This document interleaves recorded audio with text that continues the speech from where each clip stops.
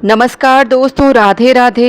Welcome back to YouTube channel हमारी संस्कृति हमारी धरोहर। दोस्तों, भाद्रपद की नवमी तिथि यानी जन्माष्टमी के अगले दिन दही हांडी का उत्सव मनाया जाता है।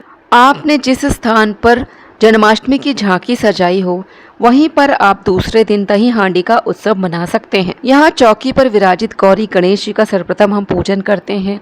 यहाँ पे भोग चढ़ाते हैं बिना तुलसी दल का। फिर हम यहाँ पर अपने कान्हा को भी स्नान कराकर पीले वस्त्र पहनाकर इस दिन बैठाते हैं। यदि पीले वस्त्र ना हो तो आपके पास जो भी वस्त्र हो वो पहना दीजिए।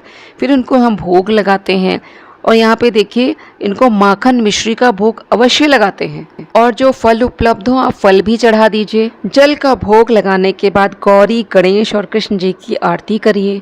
इसके बाद वही पूजन स्थल पर हम दही हांडी उत्सव मना सकते हैं। इसके लिए सर्वप्रथम आपको एक मिट्टी की हांडी लेनी है। इसका साइज आपके परिवार के सदस्यों के अनुसार रखिए आप। यदि आपके परिवार में ज़्यादा संख्या में लोग हैं तो आप हांडी का बड़ा साइज ले लीजिए। यदि कम सदस्य हैं तो छोटी मिट्टी की हांडी ले लीजिए। अब इस मिट्टी की हांडी के नीचे हम थोड़ा छेद कर देते हैं जिससे कि हांडी से दही बाहर निकल सके। यहाँ हमने हांडी को थोड़ा सा डेकोरेट कर दिया है। आप भी इसको डेकोरेट कर सकते हैं या साधारण भी ऐसे रख सकते हैं। अब हम यहाँ पे ताज़ा दही लेंगे। हांडी के नीचे जो हमने छेद करा है उसमें हम थोड़ा सा आटा लगा देंगे क्योंकि हमें इसमें दही भरना है। यहाँ देखिए हमने आटा लगा दिया है। इस तरह से आप आटा लगा दीजिए। अब आप यहाँ पर एक लकड़ी की बांसुरी लीजिए। बांसुरी को भी आप थोड़ा डेकोरेट कर सकते हैं। उसमें मोर पंख लगा सकते हैं, गोटा लगा सकते हैं।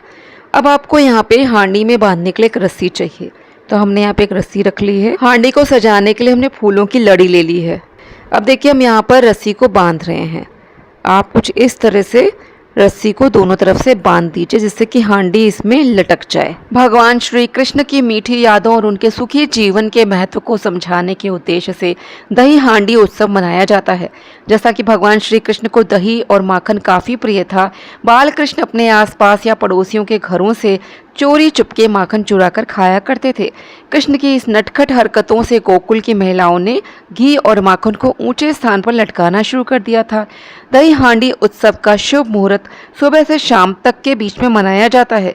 इस बीच हांडी फोड़ना बेहद शुभ माना जाता है। यहाँ हमने हांडी में दही भर दिया है और फूलों की लड़ी से इसको सजा भी दिया है। अब आपके घर में जो भी सबसे छोटा बेटा या बेटी हो उसे बांसुरी देकर 7 बार हांडी को इस तरह से टच करवाइए और हांडी के नीचे से फिर आपने जो आटा लगाया उसको धीरे से निकाल दीजिए। तो ये माना जाता है कि हांडी को फोड़ दिया गया है। और देखिए इससे कितनी अच्छी तरह से दही बाहर आ रहा है। तो यही दही हांडी उत्सव होता है। भगवान कृष्ण को माखन खाना, मटकी फोड़ना बहुत प्रिय था, इसलिए हमें ये उत्सव बहुत ही धूमधाम से मनाना चाहिए। इसके बाद आपको इस दही को तुलसी दल रखकर अपने कान्हा को भोग लगाना चाहिए।